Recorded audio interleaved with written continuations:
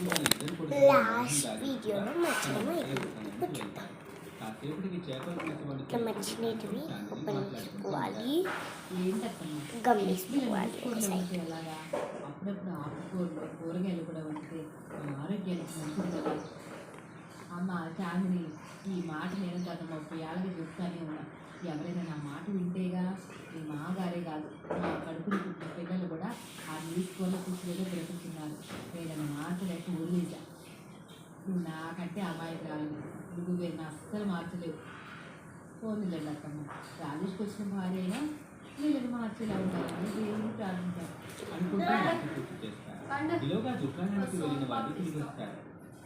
అమ్మా. కానీ మీ అత్తయ్య చికెన్ కూర బాగా వండకపోవచ్చు, కానీ చేపల పులుసు మాత్రం అద్భుతంగా చేస్తాం. అవును నాన్నగారు, మటన్ బిర్యానీ కూడా అమ్మ బాగా చేస్తుంది.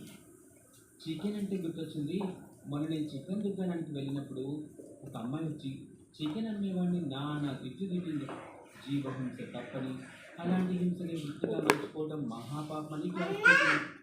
మీ మాటలు విన్నట్టు నాకు కూడా తను చెప్పింది నిజమే అనిపించింది. చికెన్ కూడా మనలాంటి ఒక ప్రాణి కదా, దాన్ని మనం తింటే ఏంటి అనుకున్నాను.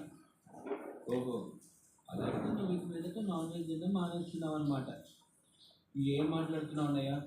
నాన్ వెజ్ తింటే మానేయటం అంటే మానేయటం అని అర్థం. అలా నవ్వుకుంటూ వాళ్ళంతా భోజనం చేస్తారు. భోజనం అయ్యాక మగవాళ్ళంతా తిరిగి దుకాణానికి వెళ్ళిపోతారు. తిన్న గిన్నెలు తోడుతూ అత్తా కూడా ఇద్దరు ఇలా మాట్లాడుకుంటారు. అత్తయ్య, ఇందాక మీరు విన్నారా రాజేష్ ఏమన్నాడు? ఆమె మాటలు వింటున్నప్పుడు రాజేష్ నాన్ వెజ్ తింటాం మానేద్దాం అనుకున్నాడంట. ఆమె కనుక మన ఇంటికి సరైన కోడలు.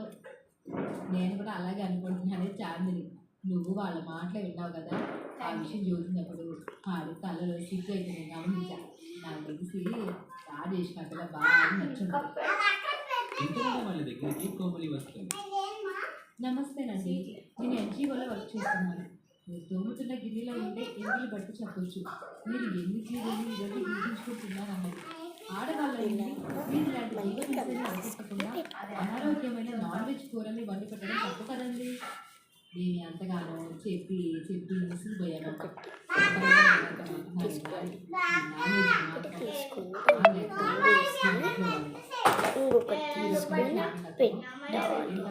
మళ్ళీ దాని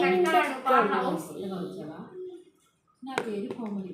అట్లా ఒక్కొక్కటి పెట్టుకుంటా వెళ్ళాను. నాన్నగారి ఉద్యోగ రీత్యా ఈ ఊరికి వచ్చాం. ఈసారి ఎక్కడైనా చేస్తాను. ఇలాంటి నాన్ వెజ్ కూరని వండకండి అంటూ కోమలి తన ఇంటికి